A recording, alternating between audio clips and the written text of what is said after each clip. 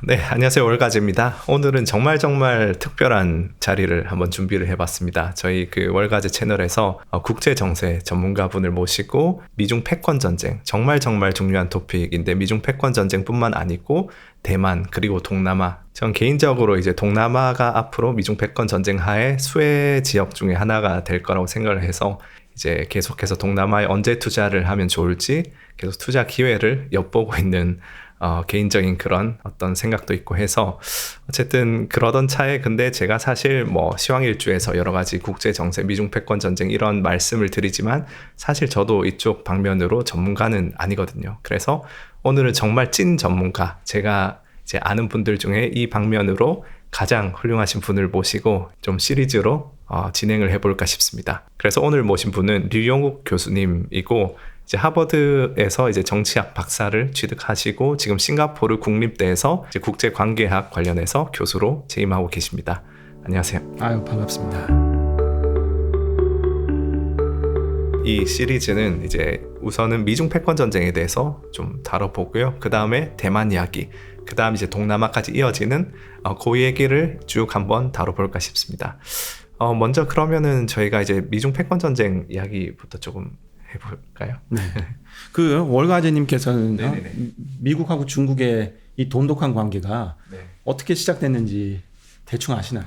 네. 저는 뭐 이제 저의 짧은 지식으로는 일단 마오가 모택동이 애초에 상당히 이제 미국을 은근히 되게 좋아했다고 저는 들었거든요. 계속 뭔가 선망하고 계속 뭔가 미국과의 관계를 원하던 그런 것들이 있었고, 그러다가 이제 나중에 이제 그 냉전 시대 때 이제 러시아랑 좀 틀어질 때 네. 미국이 이제 전략적으로 소련을 무너뜨리기 위해서는 중국과 같이 이렇게 좀 연정을 해야 된다. 네. 요런 느낌으로부터 시작되다가 이제 점점 이제 뭐 2000년대 들어서는 이제 WTO 이제 가입도 하고 공산당을 좀 더 이제 뭔가 자본주의 맛을 보여주면 개선되고. 이쪽으로 네. 이쪽으로 좀 넘어와서 좀 그런 유럽과 같이 민주 국가들 간의 그런 관계가 형성되지 않을까, 이런 기대로 좀 가까워지지 않았나. 네. 그 정도로 알고 있습니다. 모택동이 미국을 정말 좋아했는지 안 좋아했는지는 모택동을 만나보지 않아가지고 정확하게 알기는 힘들고, 그때 당시 이제 국제 정세가 이제 스탈린이 네. 사망하고 소련에서는 크루셰프가 이제 지도자가 다시 됐고, 그 상황이 있으면서 모택동이 그전에는 스탈린이랑 관계를 맺을 때는 자기가 좀 주니어라고 생각했는데 이제는 자기가 이제 공산 그 진영 내에서 지도력을 발휘하려고 했었었고, 그와 동시에 이제 크루셰프는 스탈린에 대한 비판에 들어갔었거든요. 네. 그러니까 이제 그게 모택동은 굉장히 불만이 있었었고, 그러다 보니까 공산권 내에서 소련하고 중국이 서로 사이가 조금 틀어지는 사건이 있었던 거죠. 그와 동시에 여기 이제 동남아가 좀 들어오긴 하는데, 미국 같은 경우에는 이제 베트남에서 우리가 지금 알고 있는 베트남 전쟁이라는 걸 치르고 있었기 때문에 어떻게든지 그거를 결말을 냈고 이제 엑싯을 해야 되는데, 그거를 하고자 하니까 공산권이랑 어느 정도 관계를 좀 향상시킬 필요성이 있었던 거죠. 그래서 이제 거기서 중요한 거는 이제 중국이랑 관계를 어느 정도 좋게 가져가는 게 중요했기 때문에 그런 국제적인 틀 내에서 이제 미국에서 중국이랑 관계를 개선하고자 그 이니시에이브를 만든 거죠.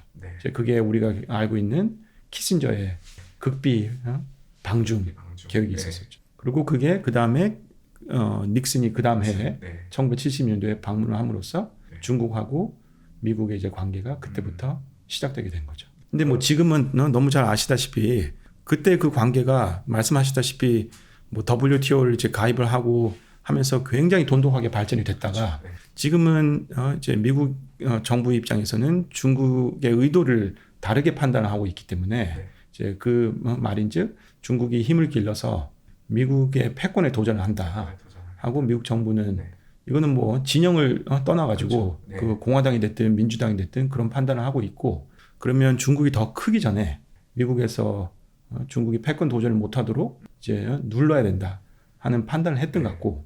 그럼 중국 공산당은 어쨌든 표면적으로는 계속 본인들은 패권에 도전할 의도는 없고 계속 어쨌든 뭐 미국과 잘 지내고 싶고 이런 메시지를 말로는 하는데 그 의도를 뭐 구체적으로 어떤 식으로 좀 보여주고 준 건가요? 그게 애매한 부분이 있어요. 네. 우리가 중국 공산당을 판단하고 할 때 일단 정보의 투명성이 없고 또 정보의 양도 부족하고 그 지도부에 우리가 직접 이제 접근을 해서 뭐 인터뷰를 한다든지 하는 게 굉장히 이제 제약적이기 때문에 그렇죠. 정확한 판단하기 힘들고 네. 다만 저 개인적으로 이제 중국의 학자들이나 뭐 이제 연구자들을 만나보고 했었을 때 중국이 글로벌 패권을 추구한다는 거는 없는 것 같아요. 실제로 그렇게 할 능력도 없고 네. 그리고 우리가 중국 역사를 봐도 중국은 자기 땅덩어리 내에서 지배 체제를 공고하게 하는 이제 목적이 많았었지 자기 땅을 넘어서 가지고 그렇죠. 어느 다른 나라에 가서 여기를 이제 뭐 무력이 됐든 어떤 식으로 지배해 가지고 식민지 이런 거는 네. 없으니까. 식민지화를 한 적이 없거든요. 네네. 이제 영향력은 행사하려고 했지만 네. 자기들이 직접 컨트롤하고 지배하려고 한 적은 없기 때문에 네. 글로벌 패권을 추구한다고 이제 하는 의식은 약한 것 같고 다만 글로벌 패권이 아니더라도 이 네. 지역 내에서는 네. 중국의 위상에 걸맞는 자기들의 영향력을 행사해야 되지 않을까 네. 하는 그런 생각은 굉장히 강하게 가지고 있는 것 같습니다. 그럼 지역 패권을 어떤 추구하는 거에 있어서 어쨌든 그 미국의 어떤 동북아 구상 이런 거랑 좀 이제 서로 맞물리는 게 있고 뭐 그런 건가요? 그렇죠. 왜냐하면 지금 가장 이제 미국 입장에서 가장 큰 문제는 지난 20년 넘는 동안 중국이랑 관계를 너무 돈독하게 가져갔기 때문에 여기서 중국의 부상을 누르고자 하니까 미국도 분명히 피해를 받는 거고 그 피해의 정도가 아마 본인들이 처음에 생각했을 때는 그렇게 크지 않다고 좀 판단을 했던 것 같은데 이제 진행하다 보니까 그 피해 정도가 좀 받아들이기 힘들 수준인 것 같아요. 그러다 보니까 이제 최근에 나온 얘기는 예전에 디커플링을 얘기했지만 지금은 디리스킹을 얘기하는 이유가 거기에 있는 거고 얼마 전에 그 이제 미국의 우리나라로 치면 미국의 안보실장이죠. 잭 설리번이 얘기했던 게 스몰 야드 하이 펜스라고 그러니까 중국이랑 관계에서 모든 걸 다 제약하고 억압하는 게 아니고 자기들이 필요한 분야만 이제 스몰 야드 거기에 펜스를 높게 쳐가지고 중국이 넘보지 못하게 그러니까 요것만 지금 하려고 하는 게 미국의 이제 대중 전략의 핵심이 아닐까 하고 생각하고 있습니다. 그럼 제가 좀 궁금해지는 거는 어쨌든 중국은 그럼 지역 패권을 추구하고 예전부터 어쨌든 중화 사상 해가지고 그 중심에 항상 그 지역 내에서만 어쨌든 군림하려는 그게 있는데 미국은 그럼 왜 그렇게 좀 어떤 확장주의라고 해야 되나 동북아 이런 곳까지 어쨌든 본인들이 지역 패권까지 위협받는 거를 그렇게 좀 견제하려고 하고 좀 거기에 대한 정확한 답을 드리긴 되게 힘든 것 같아요. 다만 아시다시피 미국 내에서도 크게 봤을 때 두 가지 부류가 있어요. 그러니까 미국의 이제 미래의 뭐 이득이나 미국의 안정이 전 세계적인 안정과 맞물려 간다는 생각하는 사람들이 있고 이제 그런 사람들은 미국의 패권이나 미국의 이익을 위해서 이제 국제 질서를 미국이 만들어 가야 된다고 주장하고 거기에는 당연히 아시아가 너무나 핵심적인 자리를 차지하고 있죠. 그와 반대로 미국 내에서 또 그 아이솔레이셔니스트라고 우리의 미래하고 전 세계가 돌아가는 하고 전혀 상관이 없다. 우리는 뭐 우리끼리만 있어도 얼마든지 잘 살 수 있으니까 여기저기 전 세계에 일어나는 일들에 우리가 개입할 필요가 없다고 생각하는 사람들도 분명히 존재하잖아요. 근데 전 개인적으로 이 아이솔레이셔니스트들이 생각하는 그 관점은 좀 잘못된 것 같긴 해요. 그리고 지난 뭐 그게 한 100년 전에는 어느 정도 타당성이 있었을지 몰라도 지금은 미국이랑 전 세계의 안위가 맞물려 가고 있는 상황이기 때문에 미국이 지금에 와가지고 아시아에서 일어나는 일들에서 발을 뺀다 그러면 그거는 뭐 단기적으로는 자기들이 피해 안 받는다고 생각할지 몰라도 중장기적으로는 분명히 미국에도 불이익이 있을 거고 제가 알고 있는 미국의 엘리트들은 전부 다 그 아이솔레이셔니즘에 공감하는 분들은 거의 없습니다. 근데 어쨌든 제가 표면적으로 볼 때는 트럼프 정권 이후에 약간 자국 중심주의 그게 좀 세진 것 같은데 네. 그게 그 미국 내부에서도 밸런스가 계속 좀 빌팅이 되고 뭐 그런 건가요? 네, 그리고 뭐 지금 이제 그 미국 내부 정치를 봤었을 때, 국내 정치를 봤었을 때 트럼프가 대변하는 목소리들은 분명히 아이솔레이셔니즘 주의가 강한 사람들이에요. 그리고 무슨 일이 있어도 우리만의 이익만 추구하면 된다 하는 생각이 이제 강한데 그게 아마 뭐 더 잘 아시겠지만 예를 들어서 트럼프가 이제 중국을 상대로 무역 전쟁을 발생시켰잖아요. 근데 그 트럼프의 그 이유는 미국과 중국의 무역 수지가 너무 안 맞는다.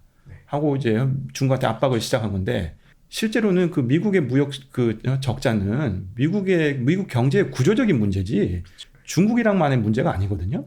그러니까 중국이랑 무역 적자를 줄인다고 해가지고 미국의 전체적인 무역 적자가 줄어들 거냐 하면 그거는 뭐 그렇게 될 가능성이 별로 없고 다만 다른 나라랑 무역 적자가 더 늘어나겠죠. 중국이랑 무역 적자는 줄어들고. 그렇죠. 그리고 기축 통화를 가지고 있기 때문에 어쨌든 구조적으로 날 수밖에 없다 저는 생각하기 때문에 네. 그런 것도 있고 우리가 또 1980년도에 이제 미국이 일본의 성장을 압박함으로써 일본이랑 무역 적자는 줄였지만 그에 대체로 이제 중국이랑 무역 적자가 또 늘어난 것만 봐도 이거는 미국의 구조적인 경제 문제인 거지 중국이랑만의 문제는 아니거든요.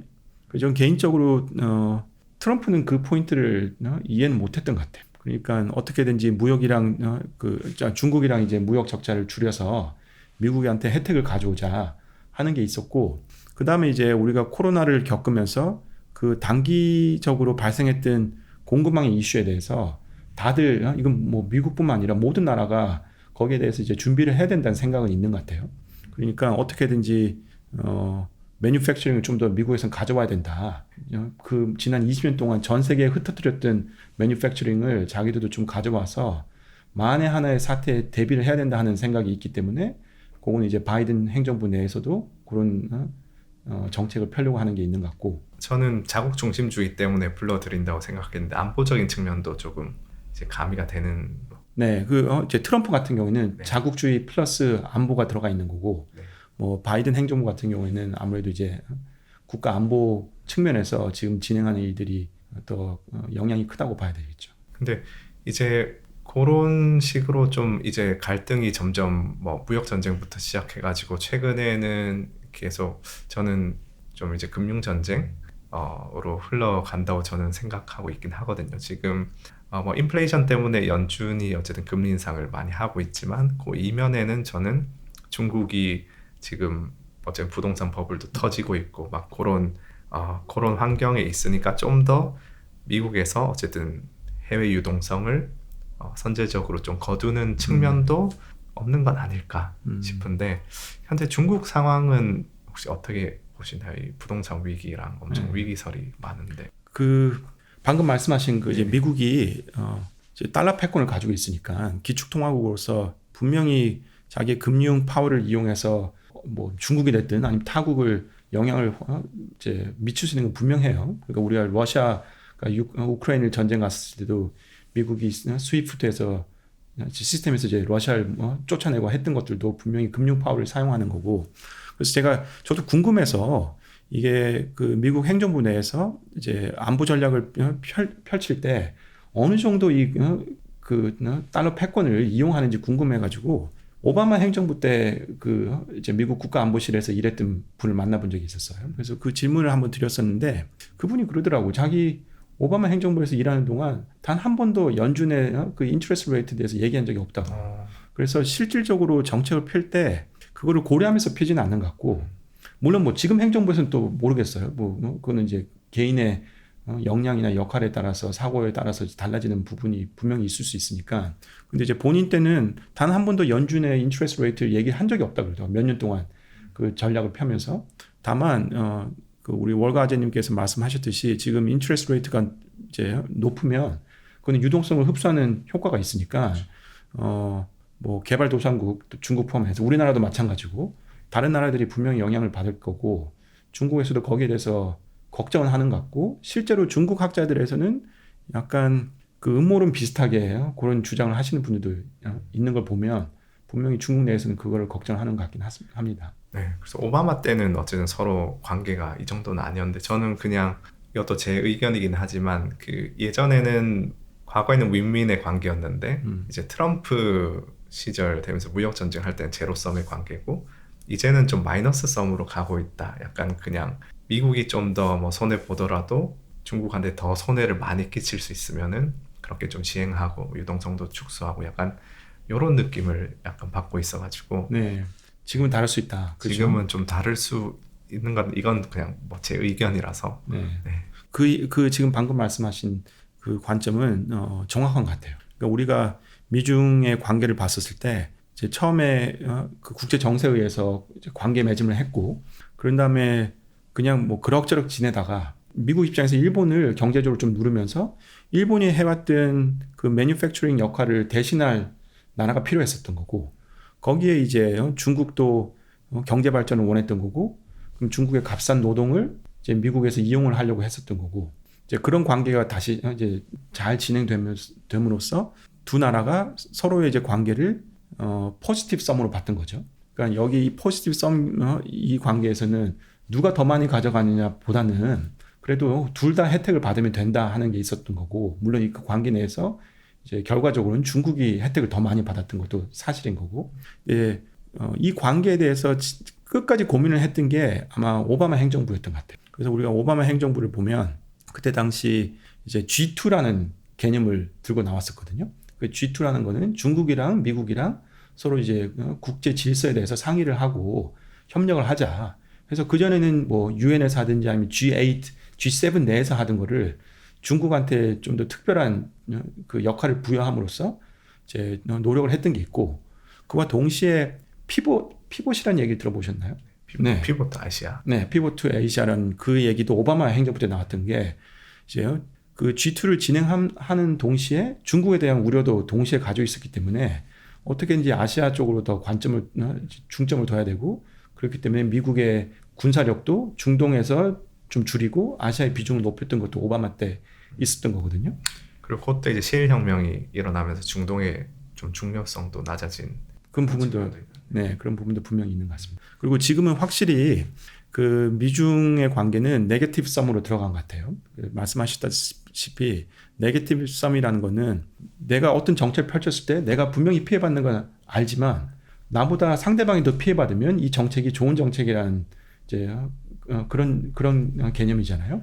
그게 제일 명확하게 나타난 게 이제 반도체 압박을 하는 거죠. 그 미국이 분명히 피해를 받는에도 불구하고 중국이 피해를 더 받으니까 이제 반도체 압박을 하는 거고 이런 정책들이 여기저기서 이제 많이 나타나게 될 거고 하나 더 이제 추가하자면 네거티브 썸 게임은 중국이랑 하는데 미국이 지금 공급망을 재편하려고 하는 거는 예전에 우리가 생각하는 이제 국제 질서, 무역 질서, 공급망 이런 것들은 어떤 의미에서 이제 퍼블릭 굿즈 개념이 들어가 있었어요.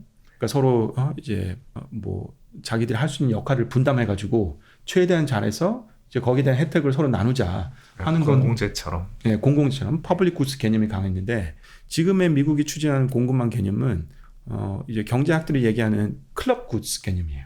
그러니까 이제 공공재가 아니고 우리가 구축하는 이 망에 들어오는 팀 멤버들은 내부자들만 혜택을 주고 거기에 이제 속하지 않는 사람들한테는 혜택이 안 가는 식으로 하는 이제 그걸 구축하려고 하고 있기 때문에 포지티브 썸에서 네거티브 썸으로 바뀌었고 퍼블릭 굿즈에서 클럽 굿즈로 바뀌었다고 보는 게 좀 정확하지 않을까 싶습니다. 그러면은 교수님 보시기에 어쨌든 미중 패권 전쟁이 뭐 앞으로 일단은 누가 훨씬 유리한지 저는 뭐 개인적으로 굉장히 미국이 유리하다 생각하는데 누가 어쨌든 유리한지 현 상태에서 그리고 앞으로 좀 어떤 식으로 흘러갈 것인가. 그럼 이제 미국이랑 중국만 놓고 보자. 그러면 지금 누가 봐도 미국이 중국보다 힘이 센 거는 명확한 사실이에요. 특히 이게 꼭 뭐 무역이나 이런 것뿐만 아니라 군사력에서는 미국이 분명히 패권을 가지고 있고 아까 말씀하셨듯이 금융적인 측면에서도 미국이 패권을 가지고 있어요. 자, 그러면 힘의 논리에서 볼 때는 미국이 중국보다 힘이 더 강하다. 다만 문제는 양쪽 다 약점들이 분명히 있어요. 그럼 미국은 뭐 국내적으로 레이시즘이 있고 그다음에 양당 이 체제가 서로가 서로를 너무 싫어하고 또 뭐 이거는 자기들 개인적인 정치적 그 관점에 따라서 이제 평가가 달라지겠지만 트럼프라는 사람을 그 이제 매개체로 드러나는 미국 내 뿌리 깊은 어떻게 보면 인종 차별, 뭐 이민자들에 대한 차별 그리고 자국 우선주의라는 것도 미국의 약점이라면 약점이라 볼 수 있고 또 너무 재정 지출을 방만하게 운영해가지고 그것도 분명히 미국의 경제적인 약점이 될 수가 있는 부분이에요.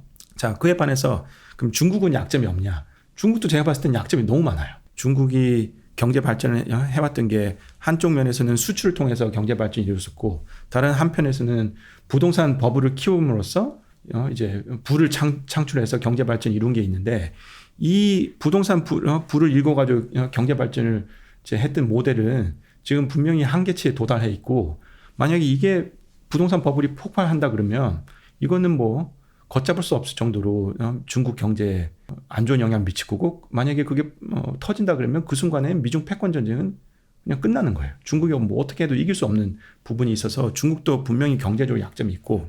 그럼 지금 부동산은 많이 하락하고 있는데 아직 완전히 터진 건 아니라고 보시나요? 네, 제가 알기로는 그 중국이 땅덩어리가 크다 보니까 이거를 이제 한 단면적으로 부동산이 하락한다 보기는 힘들고 일선 도시에서는 부동산 가격이 그나마 지탱되고 있는 것 같아요. 특히 북경 상해에서는 부동산 가격이 오히려 올라가고 있다는 통계도 좀 봤었었고 다만 이제 현전 같은 경우에는 부동산 가격이 많이 하락했었고 그 외에 지금 이제 중국 정부에서 추진하고 있는 산업 성향에 따라서 거기에 혜택을 받는 또 도시들은 부동산 가격이 또 괜찮고 그 외에 이제 뭐 2선, 3선, 4선에 내려가서는 부동산 가격이 지금 많이 꺼지고 있는 그런 추세인 것 같아서 이거를 어느 정도 우려를 해야 되나 하면 좀 애매한 부분이 있는 것 같아요. 저는 개인적으로 이제 우려는 해야 된다고 생각하지만 그럼 일선 도시들의 어떤 부동산 가격을 우리가 주시해야 하는 건가요? 네, 만약에 뭐 상해 북경의 부동산이 꺼진다 하면 이거는 이제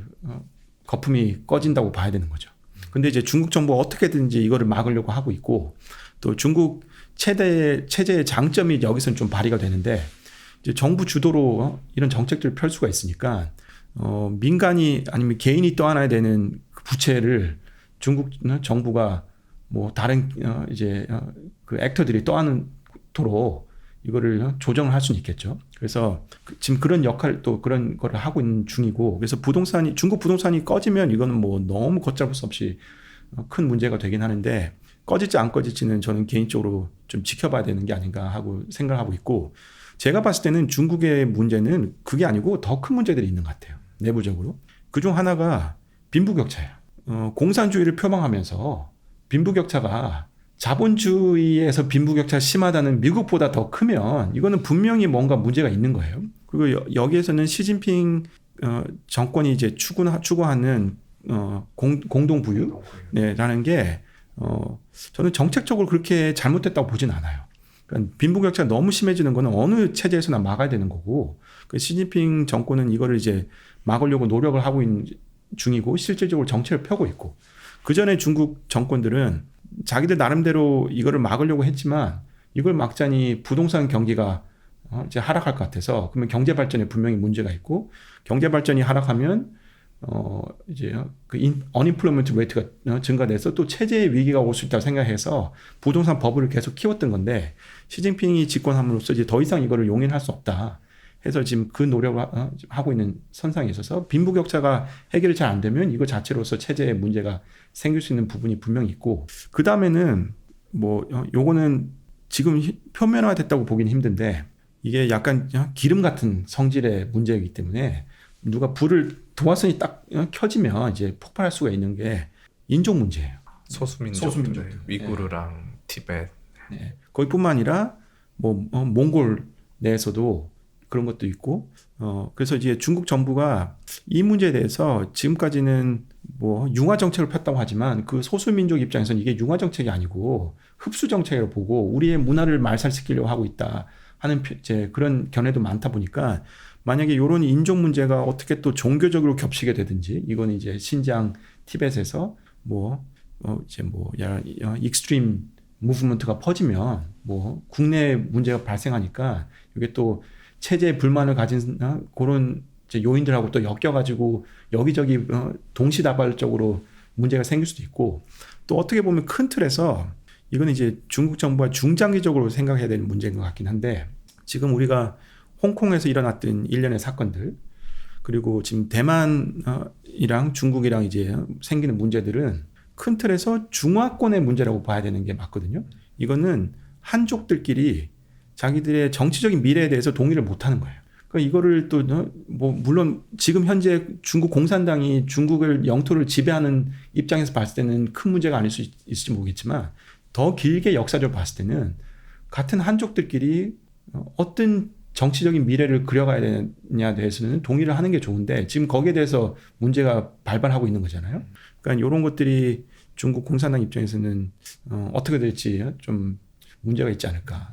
그리고 또 이제 청년 실업 문제도 그렇게 심각하다고 했는데 요즘 그러니까 예전 정권들은 청년 실업에 대해서 그렇게 신경을 많이 썼잖아요. 이게 체제 위기로 번질 수가 있어서. 근데 지금 시진핑 정권 하에서 뭐 청년 실업이 이제 통계는 뭐 20, 30%라고 하는데 실제로는 뭐 5, 60%라는 얘기들이 있는데 이것도 뭐 상당히 어떤 시한폭탄 같은 거라고 볼 수 있나요? 네, 그렇죠. 이제 뭐 우리가 역사적으로 여기저기 나라들 보면 항상 이 체제를 굴복시키고 이제 혁명을 일으키는 그 제일 중요한 그 액터들이 20대 특히 대학교에서 공부를 한 이제 고등교육을 받은 그런 사람들이 많거든요. 그러니까 중국 같은 경우에도 뭐 아시아의 우리나라도 마찬가지로 일본처럼 교육열이 되게 높고 그러니까 어떻게든지 교육을 통해 가지고 인생의 성공을 이제 쟁취하고자 하는 노력을 많이 해왔잖아요. 근데 그런 지금 젊은이들이 졸업하고 난 다음에 취업을 못하면 분명히 불만이 생길 거고 이런 것들이 지금 경제가 하락하는 이제 추세에 맞물려서 하면 불만이 더 표출될 가능성이 높기 때문에 중국 정부 입장에서는 굉장히 큰 문제 중에 하나로 보고 있는 것 같고 그렇기 때문에 통계를 이제 더 이상 발표 안 하는 것도 거기에 원인이 있는 것 같고 그리고 시진핑 정권에서 이제 청년층들한테 직업에는 위아래가 없고 그렇기 때문에 이제 돈 잘 버는 그런 것보다는 어떻게 보면 농촌에 가가지고 봉사를 하는 것도 의미가 있다 하는 게 지금 이 청년 문제를 해결하고자 하는 하나의 그냥 캠페인이라고 봐야 된다고 생각하고 있습니다. 그러면 이제 패권 전쟁 하에서 미국은 이런 약점들을 다 알고 있을 텐데, 네. 근데 미국은 이런 것들을 이제 좀 활용하려고 뭐 노력을 일단 이제 미국 행정부 내에서 나온 법안들을 보면 분명히 그런 문제에 대해서 미국이 인식을 하고 있는 것은 명확한 것 같아요. 그래서 신지ang, 우이거, 뭐 티벳에 관련된 법안들, 이제 인권을 건드리는 법안들이 통과가 됐었고, 대만에 대한 법안도 통과를 시킴으로써 예전에는 이제 중국의 눈치를 보면서 대만 행정부랑 관계를 어느 표면적인 선에서만 가져갔지만 지금은 미국 그 의회에서 미국 행정부의 법안으로 요구한 게 대만의 이제 인터내셔널 스페이스라고 주권을 인정하는 건 아니지만 국제사회에서 더 역할을 할 수 있도록 우리가 노력을 해줘야 된다, 도와줘야 된다 하는 거를 법안으로 통과시켰거든요. 그래서 최근에 이제 미국의 고위 행정관들이 뭐 이제 장관급 레벨 대만을 방문하는 이유 중에 하나가 이거는 의회에서 요구가 되기 때문에 미국 행정부가 해야 되는 일이거든요. 그래서 이제 그런 것들을 보면 분명히 미국 그 행정부에서 아니면 의회에서 이제 중국의 약점들을 인식하고 있는 건 명확한 것 같고 다만 이거를 뭐 전략적으로 이용해가지고 중국 체제를 붕괴시키고자 하는 건 아닌 것 같아요. 그러니까 미국 입장에서 중국의 지금 체제가 붕괴돼서 정말로 걷잡을 수 없는 문제가 발생하면 이것도 미국한테 어마어마한 불이익을 줄 거기 때문에 이제 자기들이 원하는 거는 중국이 멸망하진 않되 제 개인적으로 부르는 텀이 forever number two. 그러니까 어떤 식으로든지 절대 미국의 패권에는 도전할 수 없는 영원한 2인자. 영원한 2인자. 네, 내 위치에 이제 가져다 놓는 게 목표가 아닐까. 그거는 우리가 이제 일본을 보면 일본이 1980년도 때 이제 부상을 할 때 경제적으로는 미국을 어느 정도 따라잡을 추세였거든요. 그 추세 때 이제 미국이 이제 플라자 합의를 하고 그다음에 그때도 반도체 합의를 일본한테 요구를 해가지고 이제 일본이 그 이후로 부동산 버블이 이제 터지고 그러면서 1990년대 초반부터 지금까지 일본의 GDP는 그냥 거의 동일하게 유지가 됐었거든요. 아마 어떤 면에서 미국이 중국을 지금 압박하는데 그런 느낌이 있지 않나 생각하고 있습니다. 그럼 일본 같은 경우도 일반적으로 우리가 볼 때는 이제 미일 관계는 굉장히 돈독해서 항상 뭐 일본은 챙겨주고 이런 건데 저는 미국이 내심 일본에 대해서도 어쨌든 그 진주만 공습하고 유일하게 미국 본토를 공격했던 국가이기 때문에 중국 견제를 위해서 우방국으로 삼고 있긴 하지만 그래도 일본이 너무 커지는 것도 좀 견제하고 싶다고 생각하는 것 같긴 하거든요. 근데 최근에 이제 미중 패권 전쟁 컨텍스트 하에서 한미일 공조를 굳히고 있고 이제 제가 좀 궁금한 부분은 미국이 한국과 일본을 어떤 식으로 이제 바라보고 있는지 특히 한국은 사실은 그 중국을 봉쇄하는 라인에서 지정학적으로 좀 버려도 되는 패인데 저희가 예전에 그 한미 방위 조약을 잘 맺어가지고 어쨌든 꼽살이 껴있다 이런 뷰도 있긴 있잖아요. 그래서 그 미국이 바라보는 한미일 공조 체제의 중요성과 그 안에서 각각 한국과 일본을 어떻게 미국 측에서 바라보고 있는지 이런 부분 좀. 팀 USA가 있고 팀 차이나가 있어요. 팀 USA에 들어가 있는 지금 멤버들은 벤치에 앉아 있는 멤버들 다 포함해서 우리가 전반적으로 봤을 때는 경제가 어느 정도 어드밴스된 이제 서방 국가들, 그 유럽, 서유럽 특히, 그리고 이제 캐나다, 뭐 그다음에 호주, 뉴질랜드, 그 아시아에 오면 명확하게 한국, 일본이 들어와 있어요. 그래서 아시아에서 미국이 이제 대중 정책을 펼치려고 했었을 때 한국, 일본을 배제하고서 전략을 짤래야 짤 수가 없고, 여기에서는 양국 다 각자의 중요한 역할을 할 수밖에 없고, 미국이 한국을 버린다는 거는 절대 상상할 수 없는 일이에요. 그래서 우리가 그 역사적으로 봐도 예전에 이제 한반도 전쟁이 발발됐을 때 그때 당시 미국 행정부에서 선을 잘못 그었어요. 그래서 이제 디네치슨 라인이라고 있는데 선을 그음으로써 우리가 여기까지는 이제 공산주의가 퍼지는 거를 용인하겠다 하는 그런 선을 그었는데 그때 남한을 배제시키는 바람에 김일성도 그렇고 뭐 구소련 그다음 중국에서 공산 지도부들이 이런 걸 바라봤을 때 그러면 커뮤니즘이 여기까지 한반도를 다 먹어도 미국이 대응을 하지 않겠네 하고 착오를 일으켰던 거죠. 그리고 그렇게 그 미국 입장에서는 한반도가 그 공산권의 영향력에 들어가는 것을 절대 용인하지 않을 겁니다. 그래서 한국을 버린다는 생각은 절대 못하는 것 같고, 다만 이제 그러면 한국이랑 일본이 어떤 역할을 각자 하냐. 이제 미국 입장에서 걱정되는 것들은 다음과 같은 것들이 있을 것 같아요. 지금 한국과 미국의 경제 그 구조를 보면 이렇게 똑딱 맞아 떨어지는 경제 구조가 있을까 싶을 정도로 한국이 미국이 못하는 걸 많이 해줄 수가 있어요.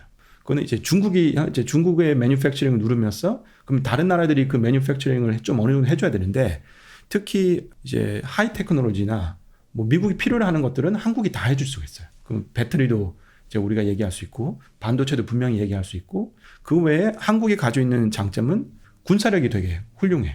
이거는 뭐 북한이라는 위협을 떠안고서 지난 수십 년간 살아온 거의 혜택이라고 보면 볼 수 있는 건데 한국은 이제 항상 준비를 해왔기 때문에 그런 것들을 이제 해줄 수 있고 다만 이제 미국 입장에서 한반도를 보자면 걱정인 게 어떻게 북한이 도발을 해가지고 여기서 전쟁이 나면 한국이 그 역할을 못 해줄 가능성이 분명히 대두되잖아요. 그럴 경우에는 이제 일본이 그거를 대처해 줄 수 있는 안정적으로 공급을 해줄 수 있는 역할이 있으니까 그래서 일본에 대해서도 그 중요성을 가지고 와 있고 이거는 미국 정부가 대대적으로 정책적으로 공헌한 거예요. 그래서 한국이 지역사회에서 더 많은 역할을 해주길 바라고 일본은 지역사회에서 군사적인 역할을 여태까지는 이제 일본 내 정치적인 이슈 때문에 못했던 건데 앞으로는 일본도 지역사회에서 군사적인 역할을 더 해주기를 바라고 그리고 또 여기에 핵심으로 들어가는 나라가 인도인데 인도는 아직까지 어느까지 선에서 미국 이 팀 USA에 들어가서 역할을 할지 본인들이 결정을 못했기 때문에 뭐 지금 그런 상황인 것 같습니다. 그러면 이제 계속 팀 USA와 팀 차이나 그렇게 이제 국가들이 이 미중 패권 전쟁 하에 서로 이제 줄 선다고 하는데 이 줄 서는 국가들이 대충 어떤 식으로 이제 줄이 서 있고 이 각자의 어떤 특징 뭐 그런 것들이 있을까요? 우리나라 분들은 팀 USA 멤버들은 좀 잘 아실 것 같아요. 그러니까 이제 경제적으로 발전하고 민주주의 국가들이고 그 국가들 전반적으로 다 보시면 어느 정도 테크놀로지 쪽에서 좀 선두주자들이 많습니다. 미국, 서유럽, 그다음에 이제 북유럽, 호주, 뭐 뉴질랜드 거기에 이제 아시아로 넘어오면 한국, 일본이 분명히 들어가 있는 거고. 자, 그럼 팀 차이나에 있는 멤버들을 보면 여기가 좀 애매해요. 그러니까 일단 공산주의 국가들이 많죠. 그리고 그 공산주의 국가들은 대부분 다 테크놀로지는 없는 국가들이에요. 근데 그 중에 또 몇몇 국가들은 자원은 좀 가지고 있어요. 이게 이제 뭐 러시아, 이란, 사우디 이런 거는 이제 페트롤을 가지고 있고 이게 만약에 셰일 레볼루션이 없었으면 미국 입장에서는 굉장히 문제가 될 텐데 지금은 미국 입장에서는 그 페트롤에 대한 걱정은 예전보다 좀 덜해지고 그러다 보니까 다른 자원이라 그러면 이제 히토류인데 그리고 아니면 지금 첨단 산업을 이제 움직이자 했을 때 들어가야 되는 필수 자원들에 대해서 이제 걱정이 있는 거고 그러다 보니까 팀 차이나에는 자원을 가지고 있는 국가들이 좀 많고 이 국가들을 엮는 게 어떤 의미에서는 엔타이 아메리카니즘이에요. 그러니까 반미주의. 다들 역사적으로 미국에 대해서 불만을 많이 가지고 있는 국가들이 이제 거기에 들어가 있다 보니까 반미주의가 강해지면 강해질수록 여기에 팀 차이나의 이제 플레이는 좀 더 협력적으로 될 수 있는 거고, 다만 반미주의가 없으면 공통의 적이 없으면 여기 팀 차이나 멤버들은 같이 뭉칠 그 이유가 딱히 없는 거죠. 근데 팀 USA 멤버들은 보시면 굳이 상정된 적이 없더라도 공통된 가치를 추구하는 멤버들이 많다 보니까 이제 우리가 얘기하는 자유민주주의, 그다음에 인권, 그리고 국제 질서를 어떤 식으로 이제 운영해야 될지 하는 거에 대해서 어느 정도 공감대가 형성돼 있거든요. 그 이제 팀 차이나는 그게 없다 보니까 좀 그 내부 결속이 약할 수 있죠. 예전 냉전 때는 어쨌든 이데올로기 상으로 딱 갈라져가지고 공산주의, 민주주의 어떤 각자가 추구하는 가치가 명확했는데 네. 이번에는 이쪽은 명확히 어떤 자본주의, 민주주의, 그다음 자유 이런 게 있는데 이쪽은 그냥 약간 이해관계로 뭉친 네. 그런 거라고 보시. 네. 그렇게 보는 게 좀 더 타당하지 않나 싶고, 자, 팀 USA, 팀 차이나가 있고, 그다음에 이제 어느 팀에도 속하지 않고 싶어하는 국가들이 있거든요. 아시아 내에서도. 이거는 또 역사적으로 좀 맞물려 가는 게, 예전에 냉전 때도 그 아시아에서 그리고 아프리카에서 Non-Aligned Movement라고 혹시 들어보셨는지 모르겠지만 어느 쪽에도 속하지 않겠다 하는 제3의 길을 찾고자 하는 이제 움직임이 있었어요. 거기에 이제 대표 주자였던 게 아시아에서는 중국도 그때 속해 있긴 있었는데 뭐 소련이랑 틀어져가지고 그런 것도 있었고, 아시아에서는 이제 인도네시아, 그 다음에 이제 인도, 그 다음에 아프리카 국가들이 주도가 돼서 Non-Aligned Movement를 이제 이끌었었거든요. 그러다 보니까 지금도 동남아시아에서는 전반적으로 나오는 얘기는 우리는 그 누구도 택하고 싶지 않다 하는 게 디폴트 포지션으로서 이제 정책을 펴려고 하고, 다만 이제 이 정책을 힘이 없는 약소국들이 이제 추진을 하려고 하다 보니까 이제 강대국 미국이나 중국에서 압박이 들어오면 이제 좀 더 고민이 생기는 거죠. 그럼 저희는 지금 어쨌든 팀 USA이긴 한데 뭐 그렇다고 해서 경제적으로 저희가 중국을 완전히 무시를 할 수는 없잖아요. 네. 그래서 어떻게 하는 게 좀 현명한 처신일지. 이 문제도 대답하기 굉장히 힘든 것 같아요. 다만 저는 제 개인적으로는 우리나라가 이제 독립 이후에 겪어왔던 일들을 보고 그리고 지금의 상황을 봤을 때 팀 USA에 들어가는 게 나쁜 선택이라고는 결코 생각하지 않습니다. 이거는 뭐 어쩔 수 없이 팀 USA에 들어가야 돼. 다만 이제 중국이라는 중요한 이웃 국가의 과의 관계를 어떤 식으로 가져가느냐가 그게 이제 중요한 문제가 되지 않을까. 그래서 팀 USA에 들어가는 거는 어쩔 수 없다. 그거는 우리나라한테도 궁극적으로 이득이 있을 것 같고, 이득이 설마 없더라도 가치 기준 면에서 우리가 추구하고자 하는 가치관이 자유민주주의, 인권, 그리고 보편적인 가치관을 추구한다 그러면 팀 USA 멤버로서 이제 활약을 하되, 그렇다고 이웃 국가와의 관계를 안 좋게 가져가는 거는 궁극적으로 중장기적으로 좋을 게 없으니까, 자, 그러면 어떤 식으로 중국과의 관계를 가져가느냐, 그게 중요하지 않을까 싶고, 그런 측면에서는 굳이 우리가 중국을 싫어하고 반중 정서를 뭐 정치적으로 이용할 필요는 없는 것 같고, 정말 좋은 이웃으로서 중국의 중장기적인 발전이 어떤 식으로 되는 게 좋겠느냐 하는 것을 고려해서 중국한테도 쓴소리도 하고 정말로 진정한 친구로서 그런 역할을 하는 게 좋지 않을까 싶습니다. 그게 중국이 받아들일 수 있을까 없을까는 뭐 그거는 본인들의 선택인 문제인 거고, 우리는 정말로 이걸 전략적으로 뭐 이해관계 이런 측면이 아니고 큰 미래를 바라봤을 때 중국이 어떤 식으로 발전하면 좋을까를 고려해서 그런 거에 도움을 주려고 노력하면 또 외교를 펼쳐가면 좋지 않을까 하는 생각입니다. 또 한 가지 의문이 좀 드는 게 중국이 1대1로를 굉장히 어쨌든 야심차게 하잖아요. 그럼 일단은 1대1로 얘기를 좀 듣고 싶고, 그 다음에 왜 한국에는 1대1로 이런 얘기가 없는지. 1대1로는 분명히 시진핑의 시그니처 폴리시예요. 그러니까 시진핑 정권이 유지되는 이상 1대1로가 사라질 일은 없습니다. 그리고 이제 1대1로에 관해서 여러 가지 견해가 있는데 뭐 전부 다 타당성 있는 견해인 것 같아요. 일단 첫 번째로 중국의 이제 경제적 부상함으로써 자기들의 국제적인 영향력을 더 이제 높이고 싶은 너무나 자연스러운 현상이 그 배경에 분명히 있습니다. 그래서 예전에 1대1로뿐만 아니라 중국이 그 아시아 인프라스트럭처 인베스트먼트 뱅크라고 이제 그걸 하나 만들었거든요. 그 만든 이유 중에 하나가 지금 현존하고 있는 국제 그 금융 기구들을 보면 우리가 IMF가 있고 월드뱅크 있고 아시아에는 에이지안 디벨롭먼트 뱅크가 있잖아요. 아시다시피 IMF는 비토 파워가 있는데 그 비토 파워를 가지고 있는 국가는 미국밖에 없어요. 그리고 월드뱅크는 항상 거기에 장을 미국 사람이 미국 행정부가 지정해가지고 하죠. 에이전 디벨롭먼트 뱅크의 장은 항상 일본 사람인데 그 말인즉 미국 정부가 지정한다고 봐도 틀리지 않는 얘기가 될 수 있죠. 그러니까 이 기존에 존재하는 이 국제 금융 질서에서 중국이 역할을 더 하고 싶은데 이거를 이제 미국에서 용인을 안 하니까 중국이 자체적으로 자기도 이제 금융적 역할을 하겠다고 해서 에이자 인베스트먼트 인프라스트럭처 인베스트먼트 뱅크를 만들었고 1대1로도 그런 면에서 이제 이해하는 게 좀 맞다고 생각합니다. 그래서 중국이 자기들의 국제적인 영향력을 더 높이기 위해서 1대1로 추진하고 또 요게 이제 국내적으로 중국 국내적으로 맞물려 가는 게 저는 요걸 보면서 항상 좀 재밌게 생각이 드는 게 우리가 이제 레닌이 이제 임페리얼리즘을 연구할 때 자본주의는 어쩔 수 없이 임페리얼리스트가 될 수밖에 없다고 얘기했던 게 자본주의는 항상 오버서플라이 문제를 만들어낸다. 그렇기 때문에 이거를 해결하기 위해서 밖으로 나와가지고 이제 식민지화를 해야 되고 그래서 이 오버서플라이 문제를 해결하기 위해서 임페리얼리스트가 될 수밖에 없다는 주장을 했거든요. 자, 지금 중국을 보시면 이제 모택동 때 이제 미국과의 관계가 맺어짐으로써 등소평 때 개혁 개방을 길을 들었었고 그때부터 지금까지 어떤 면에서 공산주의 정치 체제와 자본주의 경제 체제가 공존하는 시스템을 가지고 있었죠. 이 자본주의 경제 체제가 중국 내에서 오버서플라이 문제를 만들어낸 거예요. 어딘가에는 이제 해소를 해야 되니까. 네. 그래서 그 해소하는 차원에서 1대1로가 큰 역할을 하죠. 그러니까 중국이 차관을 해주고 돈을 공짜로 주는 게 아니고 빌려주는 거잖아요. 그 돈을 이제 받은 개발도상국들은 중국의 노동, 그 다음에 그 오버서플라이 된 뭐 스틸이나 이런 것들을 이제 이용해가지고 인프라스트럭처를 개발을 하고 거기에서 이제 발생하는 이익으로서 이 중국한테 빌린 돈을 갚는 이 구조인데 그렇기 때문에 중국 입장에서는 국내 문제도 해결할 수 있고 국제적인 영향력을 높일 수 있는 그런 차원에서 이제 추진한다고 봐야 되는 거죠. 자, 그리고 또 왜 한국이 거기서 빠져나갔냐. 중국은 한국이 1대1로에 들어오기를 원했어요. 그리고 또 한국이 들어가면 역할을 할 수가 분명히 있으니까.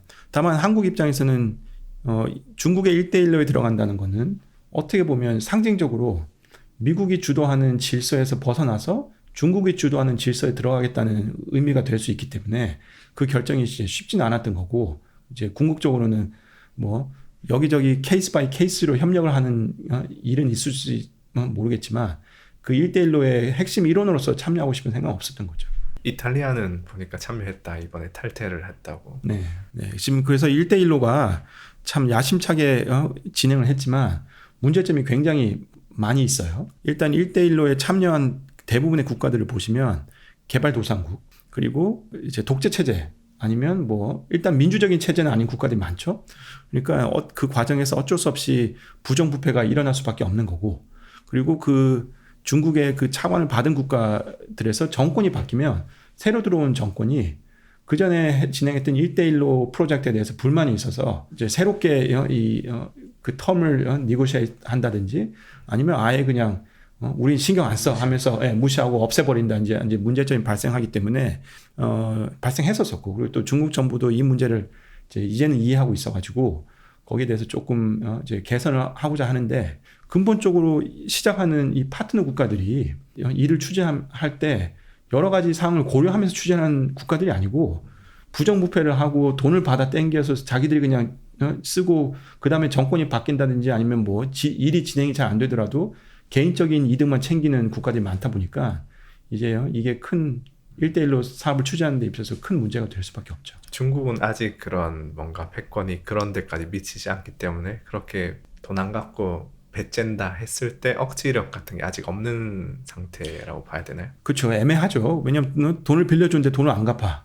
그러면 최종적으로 받아낼 수 있는 방법은 군사력을 동원해가지고 협박을 해서 받아내든지 그것도 안 되면 전쟁을 가가지고 자원을 뺏어내든지 해야 되는 건데 아까도 말씀드렸지만 중국은 역사적으로 이런 거를 해본 적도 없고 그리고 이거를 했었을 때 이 1대1에 참여한 다른 국가들이 중국을 어떻게 보냐 하면 분명히 좋게 보지 않을 거란 말이에요. 그러니까 중국 입장에서는 이제 이걸 해결할 수 있는 방법이 애매한 거죠. 그럼에도 불구하고 어쨌든 계속 추진을 하긴 하는 건가요? 앞으로도? 네, 그 시진핑 저 정권의 핵심적인 정책이기 때문에 시진핑 정권이 있는 이상 1대1로 사업을 접는다든지 줄인다고 하는 거는 힘든 것 같고, 그렇기 때문에 이제 남은 대안으로서는 이거를 좀 더 이제 서스테이너블하게 진행하고자 해서 1대1로 포럼도 열어서 여러 가지 견해도 듣고, 뭐 이거는 칭찬해 줄 일이에요. 그러니까 이런 인프라스트럭처 사업을 제대로 진행하면 개발도상 국가들이 혜택을 받을 수 있게 분명히 있고, 지금 현재상 그만한 인프라스트럭처 펀딩을 해줄 수 있는 국제 기구나 아니면 국제 액터들이 중국 말고는 없기 때문에 개발도상국 입장에서는 이게 큰 혜택으로 다가올 수 있는 거거든요. 그래서 이제 중장기 놓고 봤을 때는 지금까지 해왔던 것들을 개선해가지고 좀 더 잘 추진해보고자 하는 게 중국 정부의 1대1로 입장인 것 같습니다. 그럼 시진핑의 어떤 시그니처 사업이라고 하셨는데 시진핑에 대한 어떤 견해는 어떠신가요? 이게 원래 공산당 체제라고 하더라도 그 안에서 어쨌든 장쩌민과 후진타오 시절에는 서로 견제 세력이 좀 있고 그렇게 좀 운영이 되다가 이제 완전히 1인 독재로 흘러가 버렸는데 네. 저는 개인적으로 이게 1당 독재보다 1인 독재가 굉장히 취약하다. 왜냐면 1인 독재를 유지하는 건 굉장히 많은 에너지가 들고 국익과 어쨌든 1인 독재랑은 서로 이해상충이 될 때 1인 독재의 어떤 개인적인 사익 추구 쪽으로 이제 의사결정을 하기 때문에 굉장히 어떻게 보면 좀 취약한 그런 정권 방식이라고 보는데 이 거대한 국가에서 이게 어쨌든 중국에 있어서 어떤 의미를 가지는지. 네. 중국은 현대 역사를 보시면 모택동 시절 때 독립을 이뤘고, 그걸로써 중국의 공산당은 중국의 인민들한테 어마어마한 정치 권력의 정당성을 부여받았어요. 다만 이제 모택동 정권 때 모택동이 너무 안 좋은 일들을 또 많이 했기 때문에 이제 그게 우리가 아는 그 Great Leap Forward라고 해서 뭐 수십만 명이 기근으로 죽었었고, 그다음에 이제 Cultural Revolution을 통해 가지고 문화 대혁명을 통해서 거의 중국의 역사 문화적인 뿌리를 그냥 뽑아내버릴 시도를 했단 말이에요. 즉 등소평은 거기서 피해를 받았던 거고, 같은 독립을 이뤄낸 혁명이 1세대 지도부였는데도 불구하고 등소평도 이제 모택동의 문화 대혁명 시절 때 피해를 받았기 때문에 등소평이 권력을 잡고 난 후에는 어떻게든지 이 체제를 바꾸려고 노력을 했고, 그 결실이 이제 집단 지도부가 만들어진 거거든요. 그래서 등소평 이후부터는 집단 지도부로 운영을 되었던 게, 시진핑에 와서는 등소평이 추진했던 모든 거를 시진핑이 지금 다 바꾸려고 하고 있어요. 그렇기 때문에 그 중에 이제 하나가 이제 1인 독재인 건데, 이 1인 독재가 저도 이제 월가즈님 의견에 전적으로 공감하는데, 만약에 1인이 너무나 훌륭한 사람이에요. 의식도 뛰어나고 희생을 하려고 자기도 엄청 노력을 하고 하면 거기에 대해서 좀 혜택이 있을지 모르겠지만, 이게 권력이라는 게 사람들이 잡게 되면 도취될 수밖에 없고, 너무 유명한 그 격언 중에 하나가 권력은 부패하고 앱솔루트 권력은 앱솔루트하게 부패한다는 얘기가 있잖아요. 그래서 1인 독재가 무서운 게 말씀하셨다시피 이게 퍼스널리티 컬트로 변질될 가능성이 많고, 제가 여기에 대해서 하나 재밌는 말씀을 드리면, 시진핑이 정권을 집권하고 난 다음에 이제 중국에 출장을 가서 호텔에 가잖아요. 그러면 호텔의 모든 객실에 시진핑 사상에 대한 책을 공짜로 나눠줘요. 하나는 중국어, 하나는 영어. 공짜로 가져갈 수 있어요. 이걸 비용이 들 거 아니에요. 이 책을. 그리고 이건 중국에 있는 모든 전역에 있는 호텔에 다 배분이 된단 말이에요. 그러니까 이제 말씀하셨다시피 그런 식으로 이제 비용이 들어가고, 이제 고 1인 독재뿐만 아니라 제가 봤을 때는 이 공산주의를 유지하는데도 어마어마한 비용이 들어갑니다. 어느 정권이나 프로파간다를 해요. 그러니까 이제 정권의 이미지를 좋게 운영하기 위해서 프로파간다를 운영하는데, 이 프로파간다는 분명히 현실이랑 좀 동떨어진 이미지를 만들어내는 이제 이 활동이잖아요. 자, 그러면 이게 정보의 투명성이 있고 시스템 결정 이런 데에 투명성이 있으면 이 프로파간다를 유지하는 게 힘들기 때문에 여기 아무래도 비용을 그렇게 많이 활용을 안 하게 돼요. 그냥 고정하는 건 정책을 펴면서 이 정책을 이제 프로모션하기 위해서 뭐 PR을 한다든지 그것뿐인데, 중국 공산당 같은 경우에는 이 프로파간다를 시작을 했고, 지금은 어떻게 보면 이 프로파간다를 유지하기 위해서 어마어마한 비용을 지출할 수밖에 없는 거예요. 그러면 이제 뭐 통계를 조작한다든지 아니면 이제 체제 선전을 위해서 거기에 디파트먼트 하나 두고서 노력을 해야 된다든지, 이게 또 현실과 괴리가 더 멀어지면 멀어질수록 여기에 들어간 비용이 더 높아질 수밖에 없거든요. 그래서 이게 체제적인 관점에서 보더라도 저는 비효율성이 어쩔 수 없이 생겨날 수밖에 없고 이게 현실과 괴리가 멀어지면 멀어질수록 이 체제 유지의 비용은 더 많이 늘어나고 그러면 이건 비효율성이 증가되는 거고 그러면 미중 패권 전쟁에서 효율성의 경쟁을 해야 되는데 자, 어느 체제가 더 효율적으로 자기 시스템 운영할 수 있냐 하면 아무래도 미국의 체제가 좀 더 유리하지 않을까. 또 치고받고 하지만 그래도 뭐 투명하게 치고받는데 중국은 이미 또 그 중국 인민들이 다 자본주의의 맛을 보고 난 상태라서 또 현실과 이상의 괴리가 좀 더 커진 상황이라고. 네. 이제 이게 뭐 60년도에 문화대혁명이 일어났을 때 중국의 사회랑 지금의 이 국제사회, 국제화라는 이 큰 틀에서 깊숙이 들어갔던 중국의 사회랑은 절대 같을 수가 없고 이런 것들이 저는 이제 대학교에서 가르침으로써 학생들 통해서 많이 느껴요. 그래서 저희도 이제 중국 학생들 많이 가르치는데 중국 학생들이 어느 정도 시간이 지나면 솔직하게 얘기하는 학생들이 많습니다. 그래서 저도 칭화대나 북경대 졸업한 학생들이 저한테 해줬던 얘기가 교수님 우리들끼리 얘기할 때 시진핑 지지하는 사람 아무도 없어요.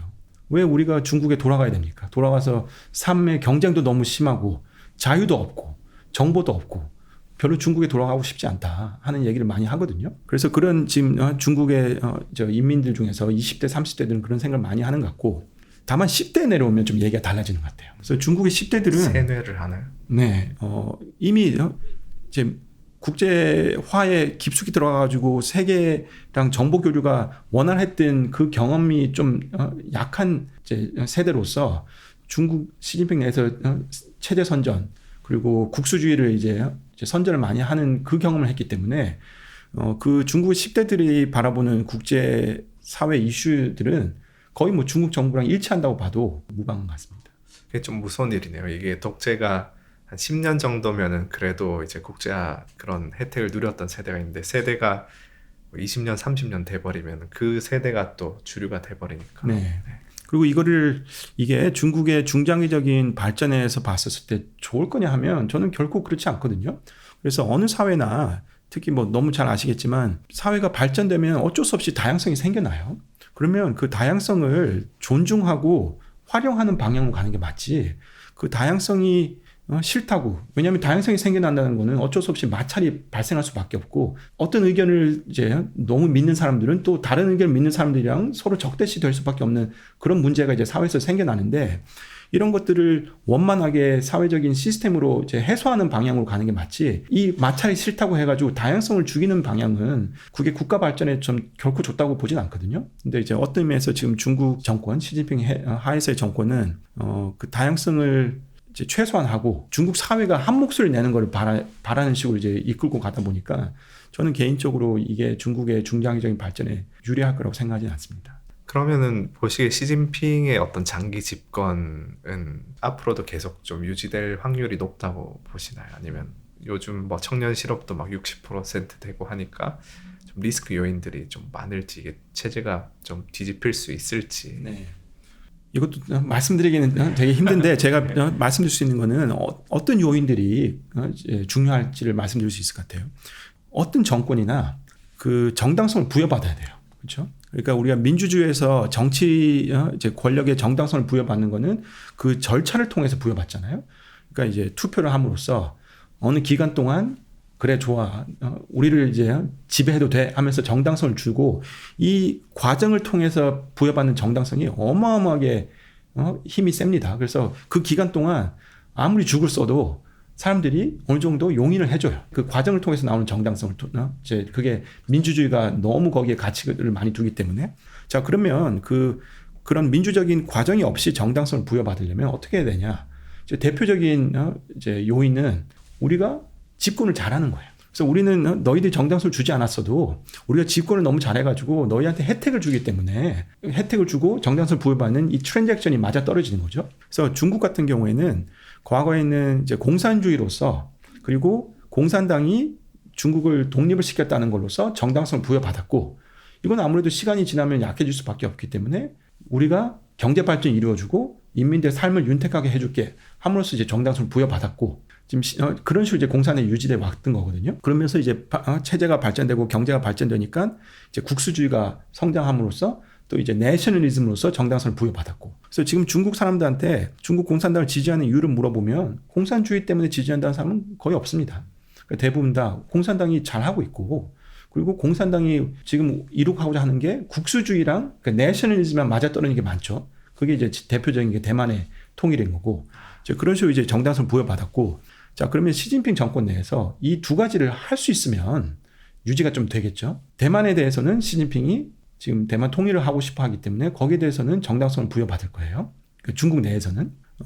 반대로 이제 경제적인 혜택에서 정당성을 부여받을 거냐 하면 여기에 대해서는 의문이 좀 많이 있을 수밖에 없고, 자, 그러면 이 둘이 어떤 식으로 상호작용을 해서 중국 사람들이 어디를 더 중요시를 여길지에 대해서는 좀 두고 봐야 되는 게 아니겠습니까? 그럼 이렇게 생각할 수도 있겠네요. 앞으로 이제 중국이 버블이 꺼지고 점점 경제적으로 힘들어지면 힘들어질수록 시진핑 입장에서는 본인 정권의 정당성을 위해서 대만을 침공할 가능성이 더 높아진다. 네, 저희도 그렇게 생각하고 있고, 그래서 중국 내에 경제 문제가 심화되면 심화될수록 시진핑이 자기 정권을 유지하기 위해서 대만을 어떤 식으로 이용하려고 하는 그런 가능성은 되게 높아질 거라고 보고 있습니다. 다만 만약에 중국의 부동산이 버블이 터져가지고 우리가 이제 IMF 때 겪었듯이 하루아침에 경제 문제가 걷잡을 수 없을 정도로 퍼지면 이제 뭐 어디 전쟁을 한다든지 이런 생각을 못 하겠지만, 그게 아니고 서서히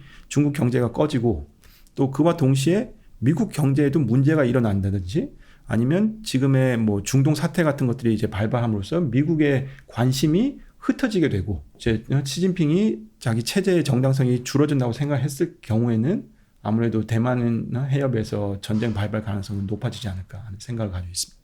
그럼 사실상 지금 뭐 이스라엘 하마스 전쟁이 우리는 중동에서 이제 일어나고 있는 전쟁이다 이렇게 생각하지만, 우크라이나에 이어서 거기까지 이제 두 개의 전선이 생김으로써 미국이 이 어떤 주의를 분산시켜야 되고 하기 때문에 동북아가 더 위험해질 수도 있는 것. 네, 뭐 아이러니하게 그렇게 될 수가 있죠.